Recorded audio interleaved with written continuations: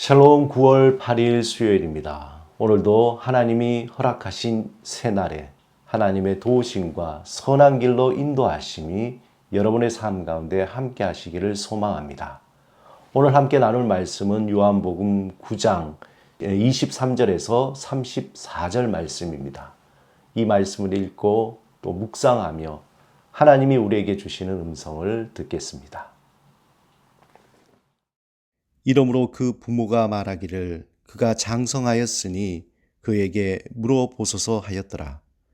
이에 그들이 맹인이었던 사람을 두 번째 불러 이르되 너는 하나님께 영광을 돌리라. 우리는 이 사람이 죄인인 줄 아노라. 대답하되 그가 죄인인지 내가 알지 못하나 한 가지 아는 것은 내가 맹인으로 있다가 지금 보는 그것이니이다.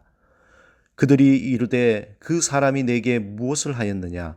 어떻게 내 눈을 뜨게 하였느냐? 대답하되 내가 이미 일렀어도 듣지 아니하고 어찌하여 다시 듣고자 하나이까?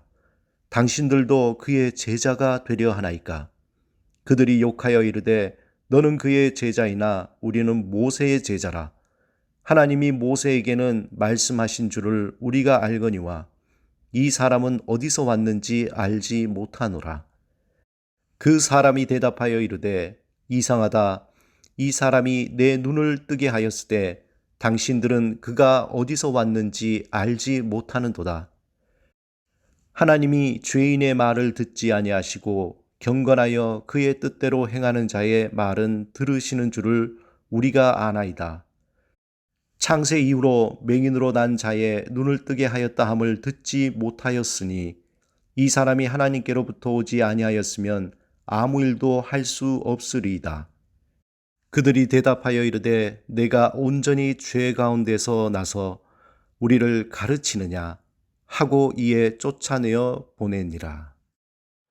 우리는 누군가 고통을 당했을 때 쉽게 그것에 대해서 판단하는 경우가 있습니다. 또 누군가 너무나 잘 됐을 때 그것이 마치 하나님의 모든 복을 받은 것처럼 쉽게 또 이야기할 때가 있습니다. 이렇듯 누군가의 고통에 대해서 또 누군가가 잘 되는 것에 대해서 쉽게 얘기하는 것이 살아가면 살아갈수록 얼마나 어리석은 것인가 깨닫게 됩니다. 오늘 본문의 바리새인들은 맹인이었던 자가 눈을 뜨게 된 그 사건을 통해서 쉽게 판단하고 또 그것을 통해서 자신들을 위협하는 예수님을 잡아 넣을 명분을 얻고자 했습니다. 그들이 예수님에게 씌울 제목이 있다면 그것은 안식일을 범했다는 것입니다. 안식일에 해서는 안 될 진흙을 이기는 그 일과 또 위급한 병도 아닌 맹인을 고쳤다는 그것을 빌미로 해서 예수님을 잡으려고 했던 것이죠. 이러한 죄가 성립되고자 하면 다시 한번 이 청년의 입에서 안식일에 예수님을 범했다는 것을 자백받아야 합니다. 그리고 청년이 자백하기 이전에 교묘하게 바리새인들은 예수님에 대한 선입관으로 유도신문을 하게 됩니다. 본문의 바리새인들은 이 청년에게 유도신문으로 이 사람은 죄인인 줄 아노라 이렇게 말하는 것이죠. 하지만 청년은 그들의 유도신문에 말려들지 않고 그가 직접 경험했던 자신의 경험을 그대로 말합니다. 되로 주고 말로 받는다는 속담이 있듯이 바리새인들은 그들의 목적을 달성하고자 했지만 오히려 청년에게 조롱만 당하는 꼴이 되었습니다. 바리새인들은 집요하게 예수님을 죄인으로 몰아가려는 무리수를 두었습니다. 하지만 그것이 그렇게 녹록해 보이지 않습니다. 여기에 한 가지 우리가 핵심적으로 알아야 할 것은 이 사건의 중심에 있는 죄의 문제입니다. 이미 제자들은 이 청년이 나면서부터 맹인된 것, 그것이 도대체 누구의 죄 때문입니까? 라고 예수님께 묻습니다. 이 질문은 당시 죄에 대한 기본적인 통념을 잘 나타내주는 그러한 질문입니다. 즉 죄에 대한 기준이 나타나는 어떤 현상적인 것, 그것으로 쉽게 판단했다는 것이죠.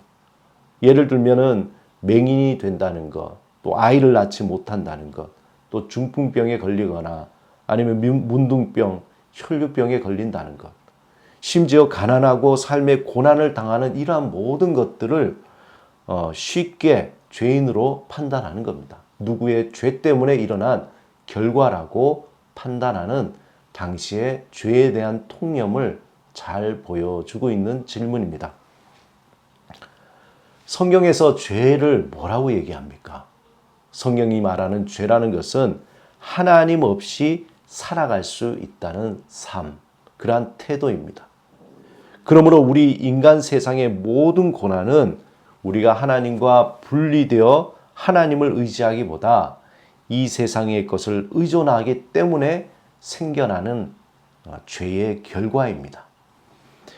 예수님은 이 사건을 통해 이러한 참 맹인이 누구이며 참 죄인이 누구인가를 보여줍니다. 소위 자신들은 의롭고 진리에 밝으며 죄를 판단할 수 있다는 바리새인들은 오히려 빛이시며 말씀이시고 진리가 되시는 예수님을 보지 못하고 오히려 죄인 취급을 했다는 거죠. 하지만 그들이 죄인이라고 여겼던 나면서 맹인이 되었던 청년은 예수님의 그 치유로 눈을 뜨게 됩니다. 그리고 예수님을 선지자로, 치유자로, 하나님으로부터 오신 분으로 그는 신앙적인 고백을 하게 됩니다.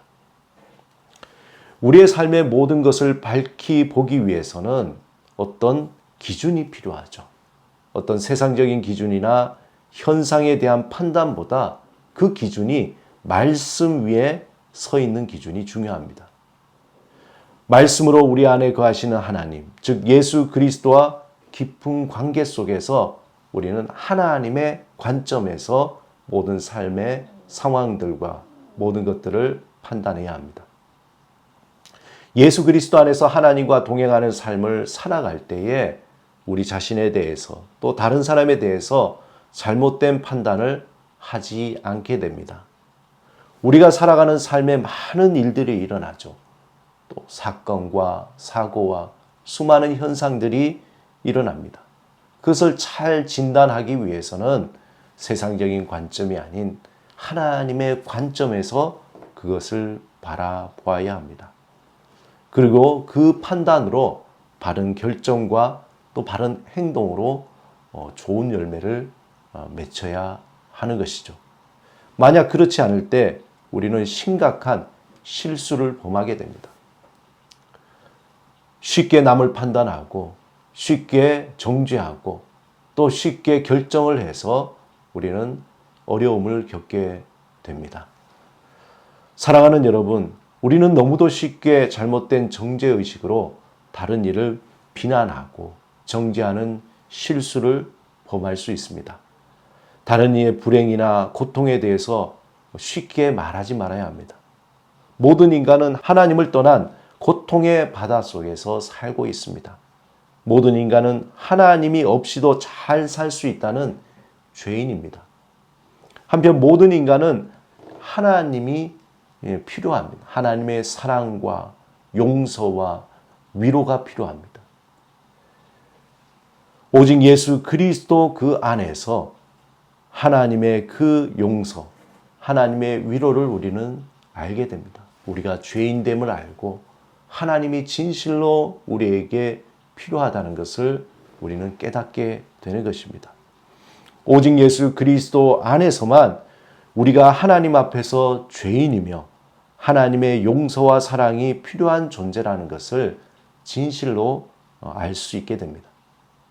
우리가 살아가는 삶 속에서 만나는 고통들, 그것은 하나님이 우리를 부르시는 확성기입니다. 나를 사랑하시고 나를 부르시는 하나님의 음성을 들을 수 있는 확성기입니다. 우리가 마주하는 고통과 아픔, 다른 이가 마주하는 고통과 아픔을 두고 쉽게 판단하기보다는 그 고통과 함께 하시는, 그 아픔과 함께 하시는 하나님을 의지하시기 바랍니다. 그 고통과 아픔의 깊은 웅덩이를 향해 손을 내미시는 하나님의 그 손을 굳게 붙잡으시기 바랍니다. 지금 여기에 우리와 함께 하시며 우리를 품으시고 도우시는 하나님을 의지하시며 오늘도 힘있게 살아가시는 여러분의 삶이 되시기를 주님의 이름으로 축원합니다. 오늘도 우리를 도우시는 하나님을 향해 기도드리겠습니다. 주님, 우리를 용서하시고 품으시는 주의 사랑을 온전히 알게 하소서. 우리와 함께 하시며 도우시는 주를 온전히 의지하게 하소서. 오늘도 우리를 도우시고 보호해 주소서. 예수 그리스도 이름으로 기도드립니다. 아멘.